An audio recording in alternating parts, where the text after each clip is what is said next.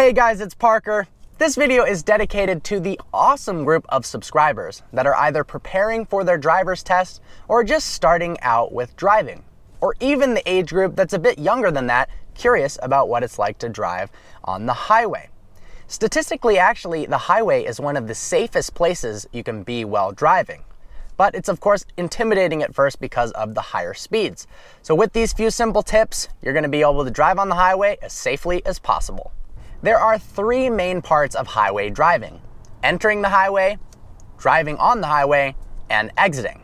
Let's start with getting on. Something people almost always do incorrectly is get onto the highway at the wrong speed. By the end of the on-ramp, you should be going the same speed as the flow of traffic. If it's bumper to bumper, obviously you won't be going very fast, but if the freeway is going at 70 miles an hour, you want to be at 70 by the time you enter the freeway. Check your rear view mirror, signal, side mirror, look over your shoulder, and if it's clear, make sure to position yourself right in the gap. Now that you're on the highway, which lane should you use? Well, in general, the lane farthest to the right is the slow lane or the exit lane. The lanes in the middle are where the majority of the flow of traffic are going, and then the lane farthest to the left is the fast lane or the passing lane.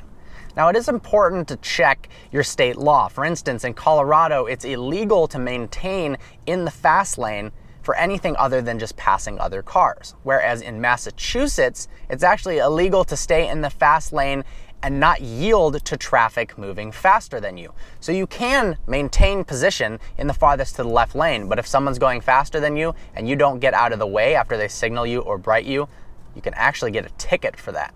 In general, I'd recommend traveling in the lane that's just to the right of the fast lane. The next thing you have to worry about is lane changes. Check your rear view mirror, signal, check your side view mirror, look over your shoulder, and if it's clear, merge gently and smoothly into the next lane. And then when you're fully in the lane, you can turn your signal off. The general rule of thumb is you should keep 2 to 3 seconds of following distance between you and the car in front of you.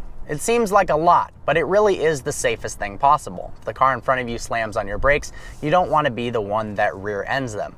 Unfortunately, in a state like Michigan, where everyone is tailgating each other, leaving a huge gap like that probably is inviting 10 cars to swing in front of you. But when you just start out driving, please maintain proper following distance. Figuring out following distance is pretty easy. Pick a landmark, whether it's a sign, tree, pole, doesn't really matter. As the car in front of you passes that position, count how many seconds it takes for you to then reach it. If it's 2 to 3 seconds, you're all set with proper following distance. Speeding is obviously something that's very tempting to do while you're on the highway. In general, if you're going around 5 miles an hour over the speed limit, you're probably not going to get a ticket. But you have to remember that you can get a ticket for even going 1 mile per hour over the speed limit if the cop wants to. And even in certain situations like heavy rain or heavy fog, you can get ticketed for going the speed limit. You have to read the flow of traffic. If everyone's going 35 miles per hour on the freeway because it's hard to see, then you should be going 35 miles per hour along with them. The severity of punishment for speeding varies greatly from state to state. In Virginia, for instance, if you go over 80 miles an hour or over 20 miles per hour greater than a posted speed limit, it is a misdemeanor. It's the same category of offense as a DUI and is punishable of up to a $2,500 fine and jail time. So if you live in Virginia, do not go over 80 miles an hour. It's not worth it. The next step is exiting. Very similar to lane changes. I like to get in the exit lane about a mile or a half mile before the exit. Look in your rear view, signal, side view, check your blind spot, and if you're safe, merge over into that lane. And when you're firmly in the exit lane, you can turn your signal off. Then decelerate if you're coming to, whether it's a stop sign, stop light, or you're just merging onto a different freeway, you have to judge which speed to go. Some quick tips to help you out with highway driving.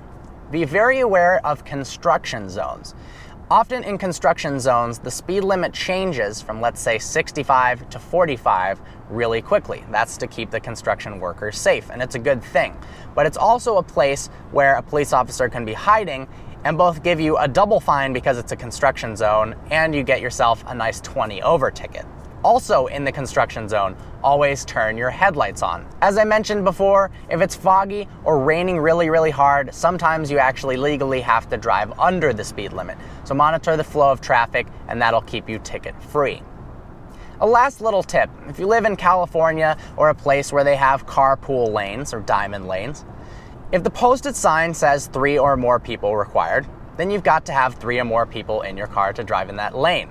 The exception is if you are in a 2-seat car and you have 2 people in it, because you've got the maximum occupancy of the vehicle, you can actually drive in it. Make sure to follow us on Instagram at Vehicle Virgins for some extra little bonus tips on highway driving. We've also got some awesome pictures, behind the scenes stuff, things like that. Thanks so much for watching. Like always, please browse our channel and subscribe. Look forward to seeing you next video.